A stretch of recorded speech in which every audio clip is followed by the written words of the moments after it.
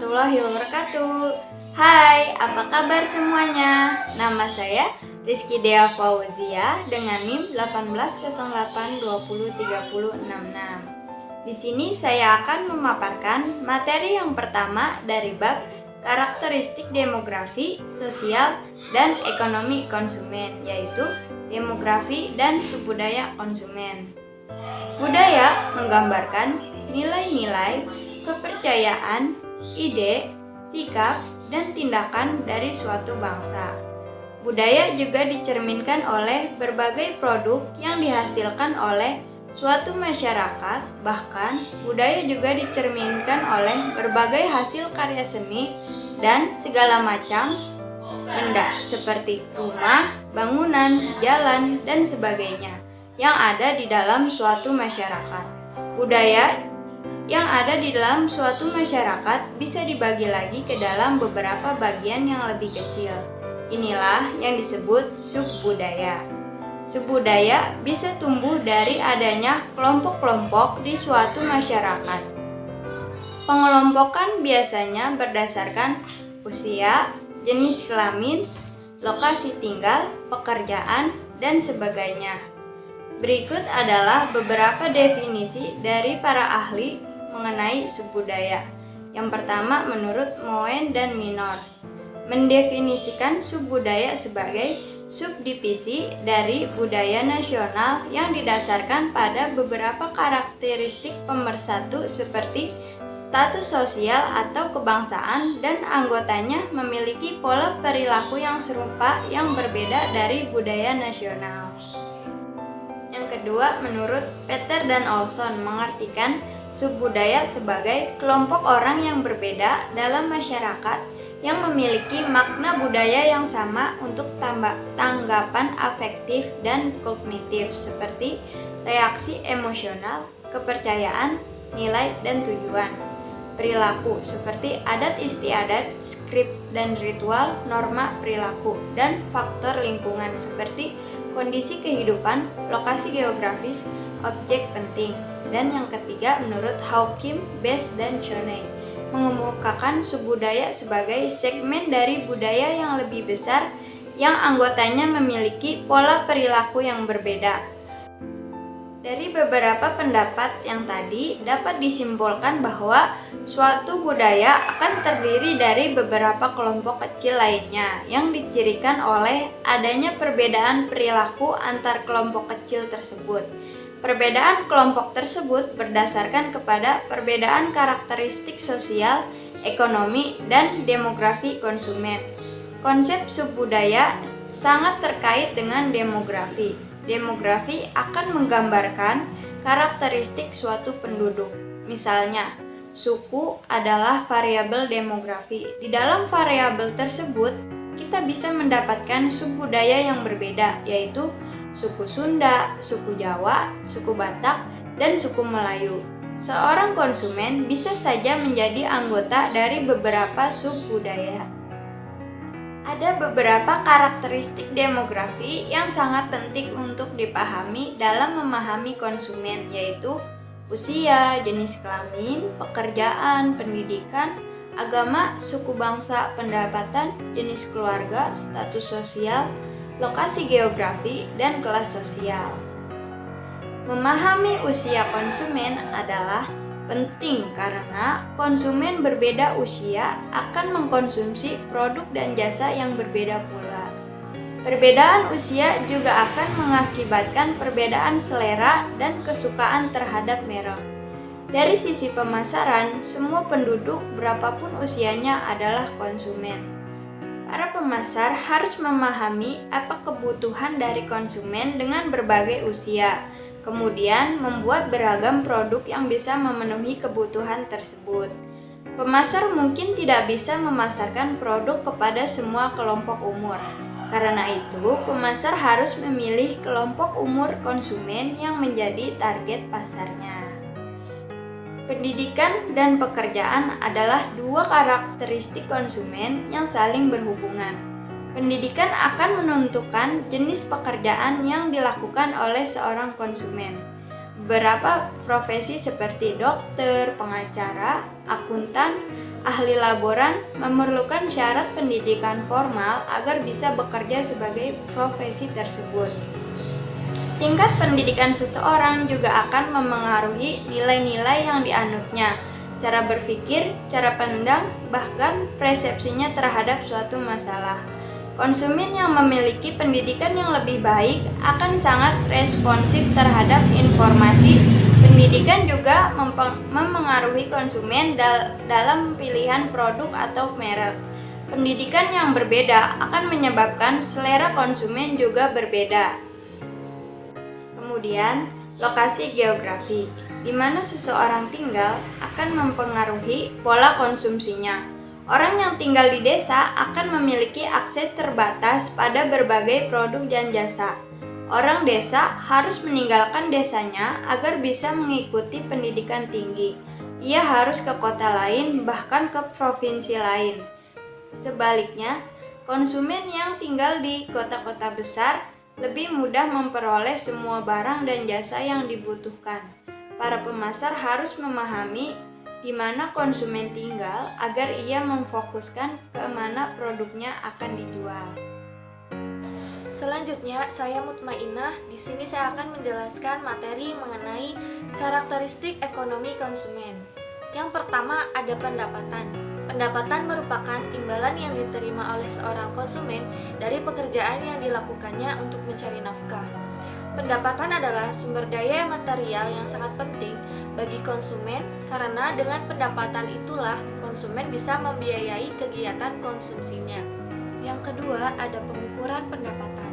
Pendapatan yang diterima oleh seorang konsumen yang memiliki status pekerjaan sebagai pegawai, karyawan, buruh, atau pegawai negeri.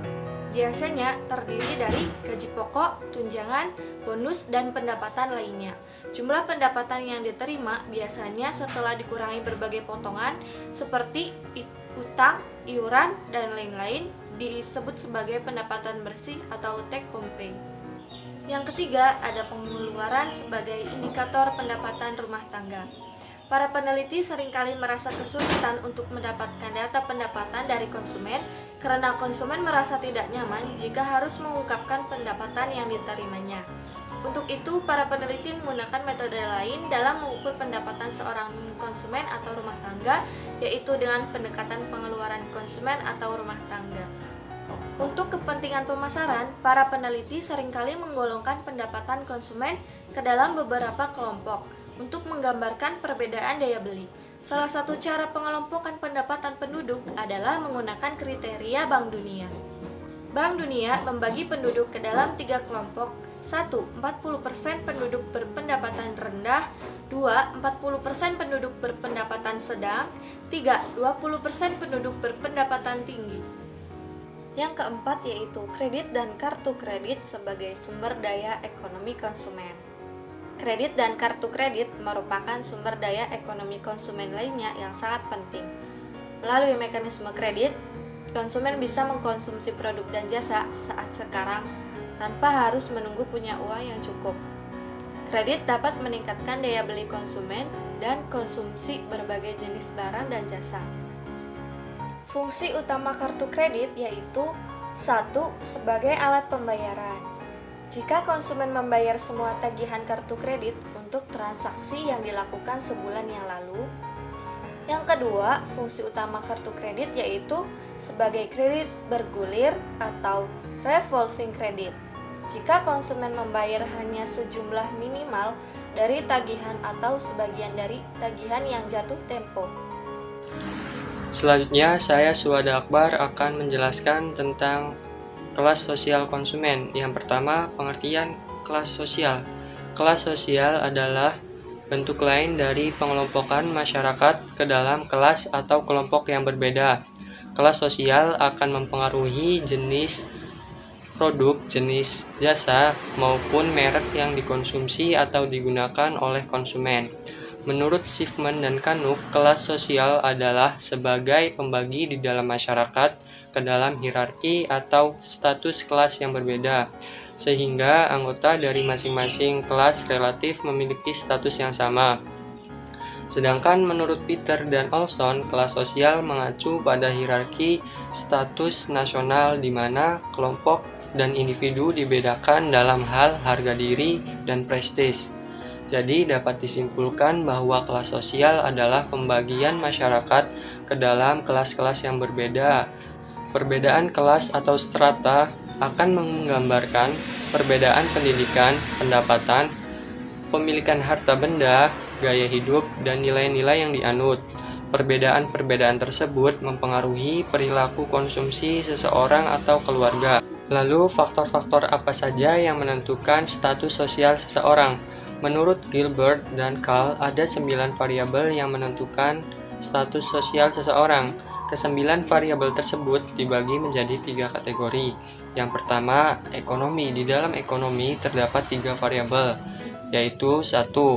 Status pekerjaan. Status pekerjaan akan menentukan status sosial seseorang. Status sosial seseorang akan ditentukan di mana ia tinggal. Contohnya di daerah pedesaan, profesi guru akan mendapat penghargaan yang sangat tinggi. Maka status pekerjaan sebagai guru bisa dianggap sebagai status sosial kelas atau yang baik. Biasanya pendapatan yang tinggi akan diikuti dengan kepemilikan harta benda yang banyak. Di pedesaan, kepemilikan sawah, kebun, ladang, ternak yang banyak, dan rumah yang besar merupakan simbol dari kelas sosial atas. Sedangkan di daerah perkotaan, yang menjadi simbol adalah rumah, kendaraan, perhiasan, surat-surat berharga, dan benda-benda seni. Wilayah tempat tinggal menentukan status sosial, contohnya di Jakarta, seperti pemukiman di Menteng, Pondok Indah, Kelapa Gading merupakan pemukiman kelas sosial atas. Yang kedua, interaksi. Di dalamnya terdapat 3 variabel. Yang pertama, prestis individu. Kelas sosial juga akan ditentukan oleh penghargaan yang diberikan oleh orang lain kepada seseorang. Seseorang dikatakan memiliki prestis individu jika ia dihormati oleh orang lain dan orang-orang di sekitarnya. Contohnya, orang yang memiliki jabatan tinggi, mereka akan dihargai dan dihormati oleh orang lain. 2. Asosiasi. Asosiasi menentukan kelas sosial seseorang dengan mengidentifikasi dengan siapa ia berkomunikasi dan bergaul dalam kehidupan sehari-harinya. Karena seseorang dengan kelas sosial tertentu akan lebih senang untuk berinteraksi dan berkomunikasi dengan seseorang pada kelas sosial yang sama. Mereka akan lebih nyaman bergaul dengan orang pada kelas sosial. 3. Sosialisasi. Sosialisasi adalah sebuah proses di mana seseorang belajar berbagai keterampilan membentuk sikap dan kepribadian dalam menjalani kehidupan bermasyarakat. Bagaimana seseorang melakukan sosialisasi akan menentukan kelas seseorang. Contohnya, seorang anak yang mengikuti pendidikan di sekolah ternama bisa dipastikan bahwa ia berasal dari keluarga kelas sosial atas. Kategori yang terakhir yaitu politik. 1. Kekuasaan. Kekuasaan adalah kemampuan seseorang untuk mempengaruhi orang lain dan memimpinnya. Orang-orang yang terpilih sebagai pemimpin atau ketua partai besar adalah orang-orang yang memiliki kemampuan untuk mempengaruhi dan memimpin orang lain adalah mereka yang termasuk dalam kelompok sosial atas. 2. Kesadaran kelas. Kesadaran kelas adalah kesadaran seseorang terhadap kelas sosial di mana ia berada, bahwa mereka berada dalam suatu kelompok yang berbeda dengan yang lain dan memiliki minat politik dan ideologi yang sama. Orang dengan orientasi politik dan sosial yang sama akan cenderung berkumpul dan berkelompok bersama. Mobilitas adalah perubahan seseorang dari suatu kelas sosial ke kelas sosial lain. Seseorang mungkin akan berubah dari kelas sosial bawah ke kelas sosial menengah atau atas, maupun sebaliknya. Pembagian kelas sosial. 3 indikator atau variabel untuk menentukan kelas sosial konsumen, yaitu pendidikan, pendapatan, dan pekerjaan. Ketiga variabel tersebut lebih mudah dibandingkan variabel lain dalam menentukan status sosial seseorang. Ketiga variabel ini saling mempengaruhi dan berkaitan. Orang yang berpendidikan tinggi biasanya memperoleh pekerjaan yang baik dan pekerjaan yang baik akan mendatangkan pendapatan yang lebih baik.